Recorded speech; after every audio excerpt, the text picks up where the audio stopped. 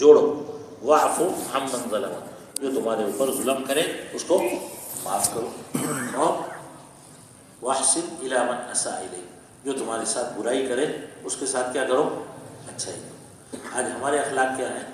اینٹ کا جواب پتھر سے دینا، تو گھر گھر میں لڑائی ہو رہی ہے، ہو رہی نہیں ہو رہی؟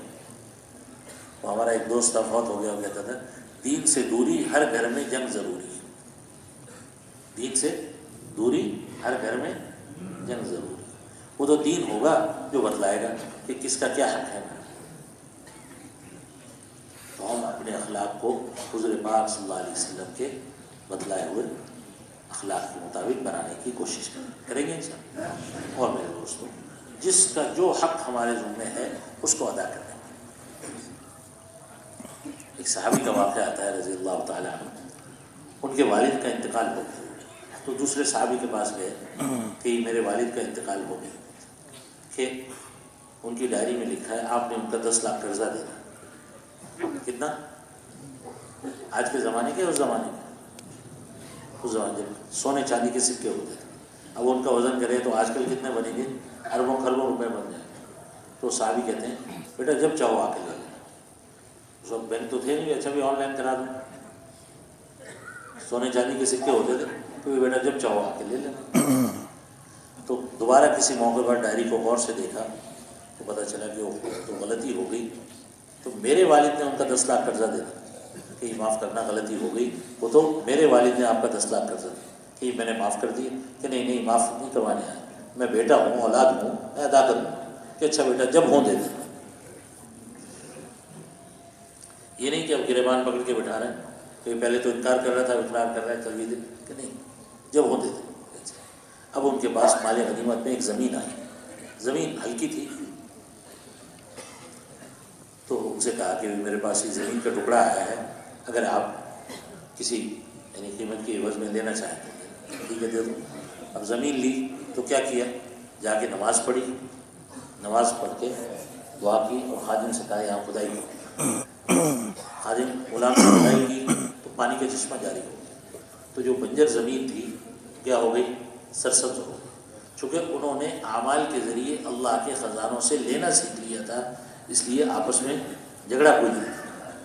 آج ہم نے اعمال کے ذریعے اللہ کے خزانوں سے لینا نہیں سیکھا، تو سارے جھگڑے آپس میں مخلوق کے ساتھ ہیں، بھائی کا بھائی کے ساتھ ہے، والد کا بیٹے کے ساتھ ہے، بیٹے کا والد کے ساتھ ہے، چچا کے ساتھ ہے، کہ وہ میرا حق ملے گیا، وہ میرا حق۔ جب ہر شخص حق دینے والا بنے گا تو سارے جھگڑے محبتوں میں تبدیل ہو جائیں گے۔ تو بھائی کون کون اس کی نیت کرتا ہے کہ جس کا جو حق میرے ذمہ ہے ادا کرو؟ اور یہ سارے اعمال اللہ جل شانہ کے یہاں تب قبول ہوں گے جب صرف اور صرف اللہ رب العزت کو راضی کرنے کے لیے کیا۔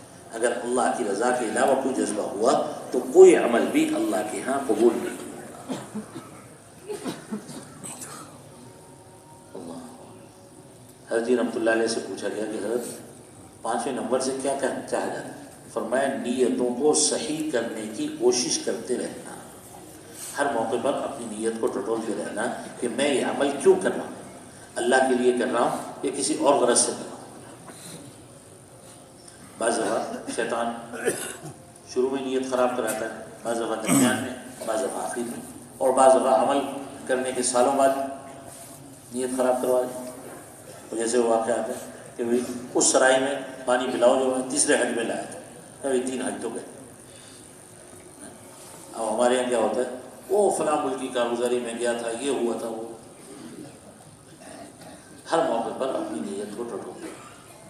اور میرے دوستوں، اللہ جل شانہ نے ساری انسانیت سے چھانٹ کر ہمیں اس مبارک امت کے اندر جمع فرمایا، جو محنت، جس محنت کے لیے اللہ پاک انبیاء علیہ السلام کو مبعوث فرمایا کرتے تھے، اب قیامت تک کوئی نبی نہیں آئے گا، اور دین کی بقا کا مدار اللہ پاک نے دعوت پر رکھا ہے۔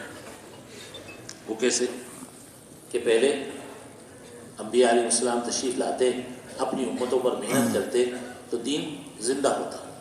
دین کیا ہوتا؟ زندہ ہوتا۔ تو نبی کے جانے کے بعد محنت ختم ہوتی، دین میں کمی آ جاتی، پھر اللہ دوسرے نبی کو بھیجتے، وہ آ کے محنت کرتے، دین زندہ ہوتا، ان کے جانے کے بعد پھر محنت میں کمی آتی، دین میں کمی آنا شروع ہو گئی۔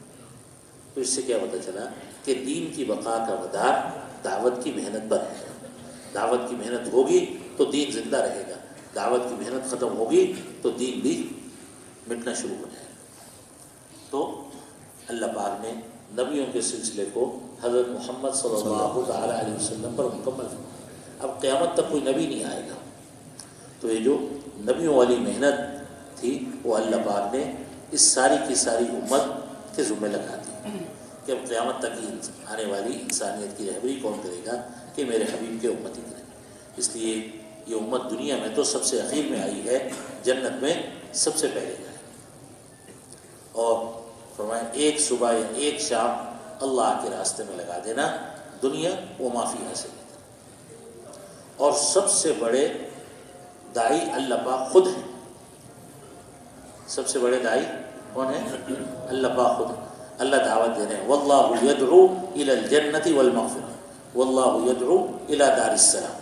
اللہ پاک جنت اور مغفرت کی طرف بلا رہے ہیں، دعوت دے رہے ہیں، اور اللہ پاک دار السلام یعنی جنت کی طرف بلا رہے ہیں۔ اور اللہ کا کلام قرآن ھذا بلاغ للناس پورا کا پورا دعوت ہے، اور جن پر قرآن نازل ہوا محمد صلی اللہ علیہ وسلم وہ بھی داعی ہے۔ تو میرے دوستو، اس محنت کو اپنا مقصد بنا کر کریں گے تو اللہ پاک ہمیں بھی نوازیں گے اور ہماری آنے والی نسلوں کو بھی نوازیں گے۔ اس پر